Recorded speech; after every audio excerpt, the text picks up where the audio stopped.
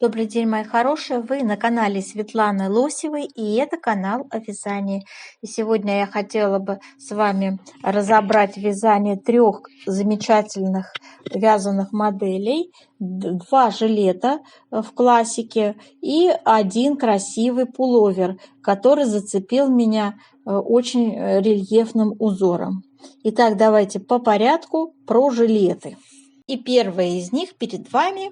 Это жилет классического кроя, выполненный с рельефными в стиле аранского вязания узорами. Вообще вязаный жилет с рельефным узором в наше время это не просто предмет гардероба, часто он смотрится настолько витиевато, как настоящее произведение искусства, такие даже бывают модели создаются. Созданный в технике аранского вязания, он олицетворяет собой мастерство, изящество. И его узор такой, знаете, из переплетений замысловатых придает жилету особую глубину и привлекательность. Поскольку он выполнен в классическом стиле, считают, что он будет моден на все времена. И стильным будет всегда смотреться. По возрасту он подойдет как для молодых и активных, так и для более зрелых и уверенных в себе людей. Этот аксессуар подчеркнет вашу индивидуальность и умение выбирать качественные вещи. С чем носить такой жилет, с чем сочетать? Сочетать жилет можно с различными предметами гардероба. Все зависит от ваших предпочтений и случая. Если, например, для повседневного образа, то его можно носить с джинсами, сочетать с брюками, футболкой, водолазкой. Очень сейчас стильно смотрится с белой рубашкой. Вот, кстати, создает элегантный образ. Но вообще жилет, смотря с какой пряжи он будет, конечно, выполнен, например, под летнее платье будет тоже очень элегантно, стильно смотреться, если он будет выполнен из хлопковой пряжи. И давайте сейчас более детально я показываю вам рекомендуемую выкройку и показываю вам схемы узоров. Давайте посмотрим эту модель поподробнее. У нас классика, рукав с проймой, деталями отдельными вяжется и планка по вырезу горловины и по проймам привязывается уже после сборки изделия. Используется у нас для планки резинка 2 на 2, как вы видите. И теперь про узоры тоже. Смотрите, у нас идет центральный элемент в виде треугольника такого перевернутого на фоне изнаночной глади.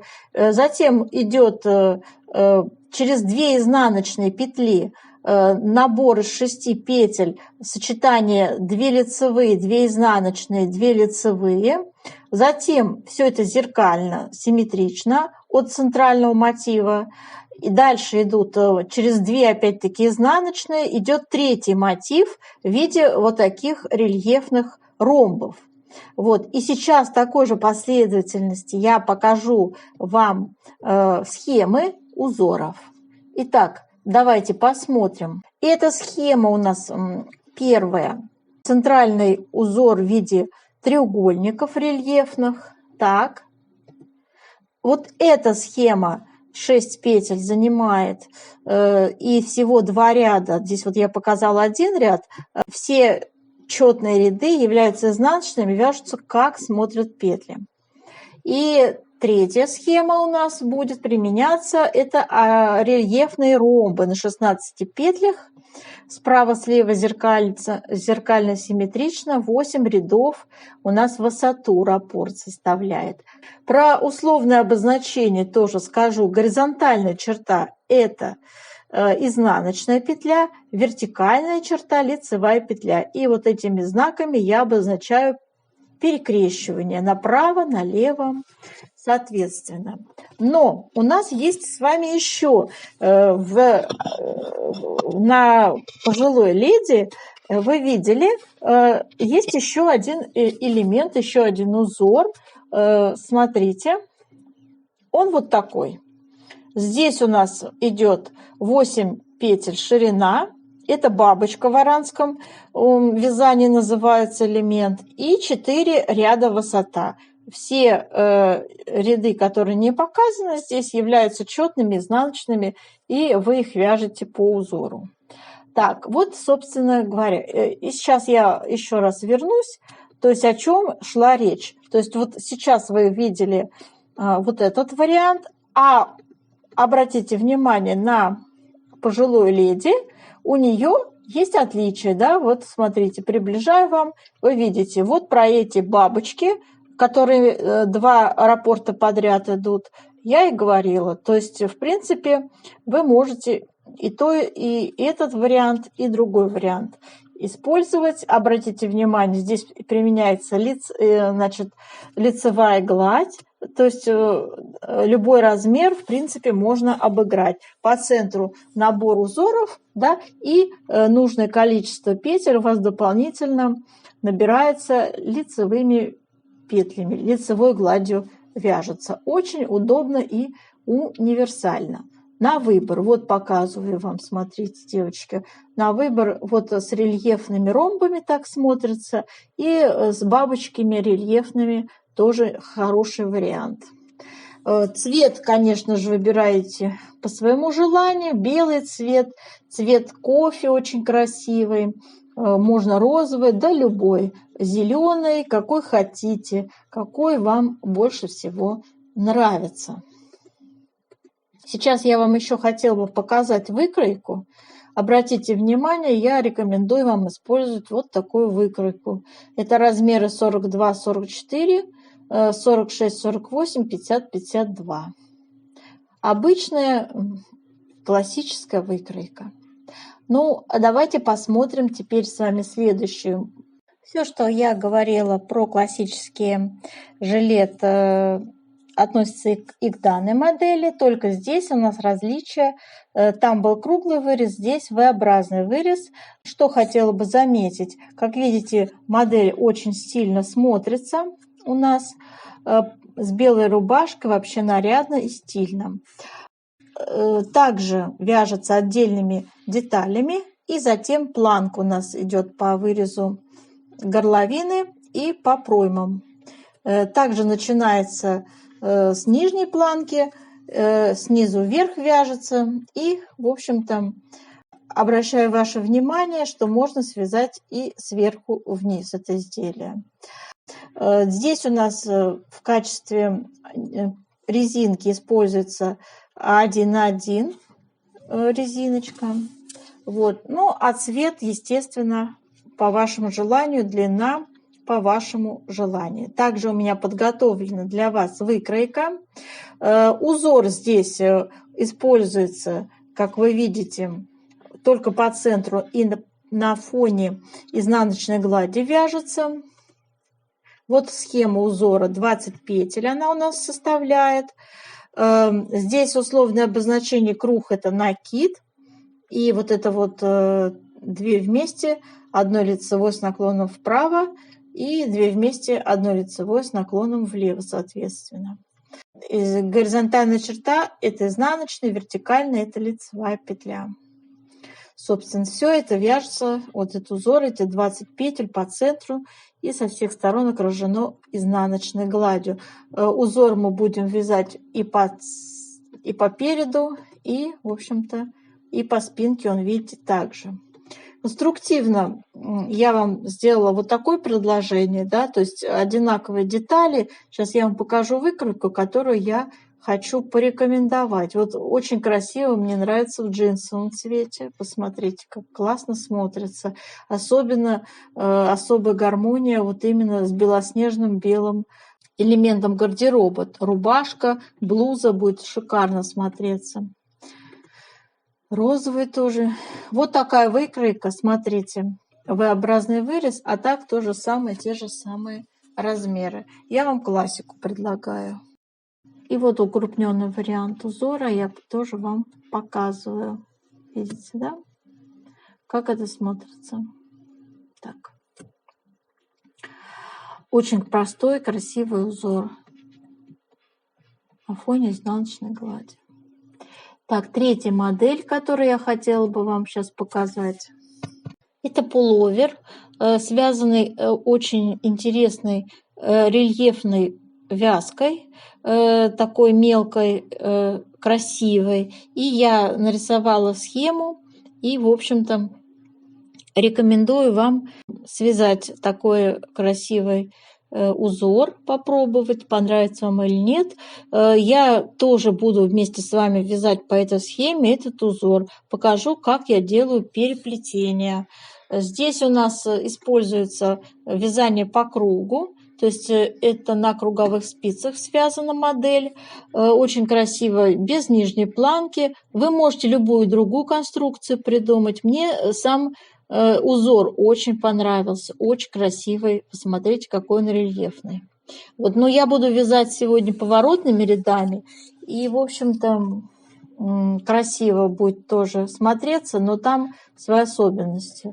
Мне кажется, что это машинная вязка, это фабричная вещь, мне так кажется. Вот, это не ручная модель, но ее можно повторить на спицах. Будет очень красиво, рельефно смотреться. То есть у нас идут сплошные косы, и между ними изнаночные. Красиво, очень это все шикарно сочетается. Не нравится мне, как выполнен V-образный вырез. Я сейчас вам выкройку покажу. Я бы сделала немножко по-другому. Все-таки как-то грубовато это смотрится. Вот такую выкройку я вам рекомендую, девочки, посмотрите.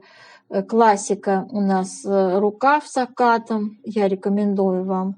Вот, можно со спущенным рукавом сделать. Меня сейчас в данном джемпере, в данном пуловере заинтересовало больше сам рельефный узор. И я нарисовала схему. Вот так выглядит схема этого узора. 9 петель всего и 8 рядов.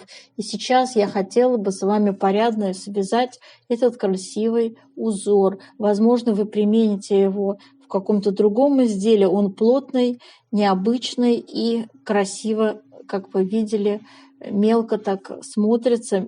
Мелкие косы очень хорошо подойдут на большие размеры.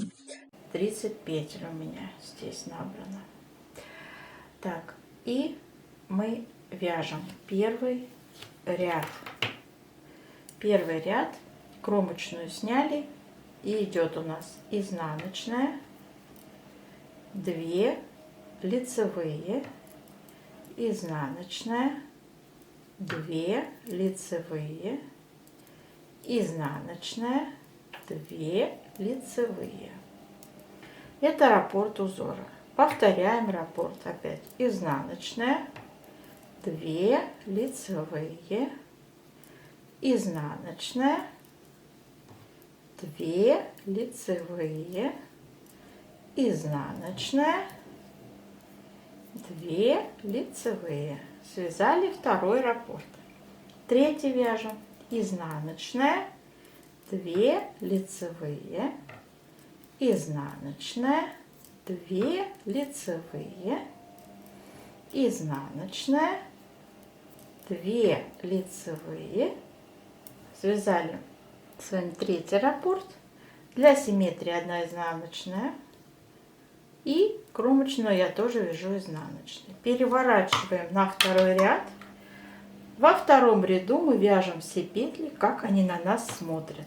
То есть над изнаночными провязываем изнаночные, над лицевыми лицевые самостоятельно.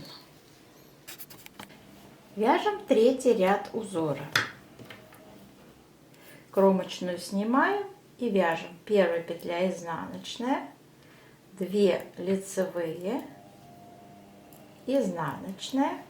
Следующие 5 петель мы будем перекрещивать направо. Для этого на правую спицу я переснимаю эти 5 петель.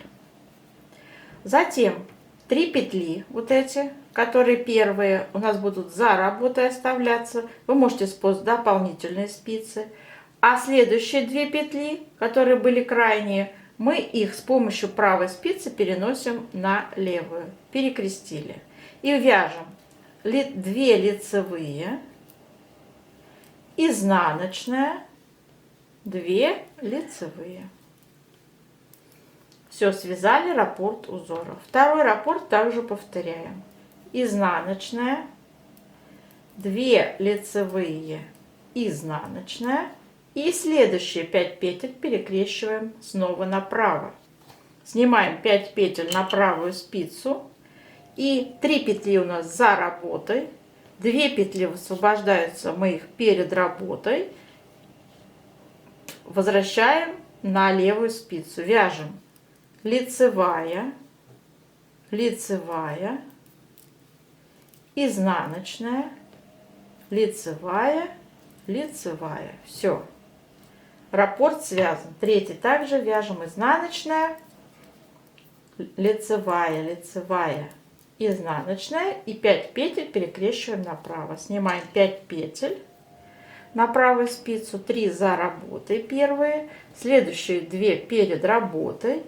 Возвращаем на левую спицу, вяжем лицевая, лицевая, изнаночная, лицевая, лицевая. Для симметрии одна изнаночная, кромочная тоже изнаночная. Все. Четвертый ряд вяжем, как смотрят петли. Пятый ряд у нас как третий. Вяжем. Первая петля у нас изнаночная, лицевая, лицевая, изнаночная, лицевая, лицевая, изнаночная, лицевая, лицевая. Раппорт связан, и следующий раппорт это точно так же повторяем. То есть мы вяжем, как смотрят петли. Пятый ряд. Седьмой ряд у нас с вами. И мы вяжем следующим образом. Первый раппорт. Кромочную сняли. Первая петля идет изнаночная. Следующие 5 петель будем перекрещивать налево. Снимаем 5 петель на правую спицу. Первые 2 петли перед работой. Следующие 3 за работой. Можно использовать дополнительную спицу. Можно, как я. Мы их аккуратно сзади переснимаем. И возвращаем на левую спицу с помощью правой. И вяжем. Смотрите, вяжем. Лицевая, лицевая, изнаночная, лицевая, лицевая. И далее идут изнаночная, лицевая, лицевая. Связали первый раппорт. Второй также вяжем. У нас шла кромочная, тоже изнаночная. Переворачиваем, и 8 ряд мы вяжем, как смотрят петли. И далее повтор раппорта у нас с первого ряда. Вот такой простой узор. В принципе, ничего сложного. Немного внимания, внимательности, и все получится. При круговом вязании, девочки, у вас вот этого, скорее всего, не будет. Будет более ровный. То есть при поворотном вязании у меня вот так получается. Я думаю, что при круговом этот переход будет более нежный и плавный.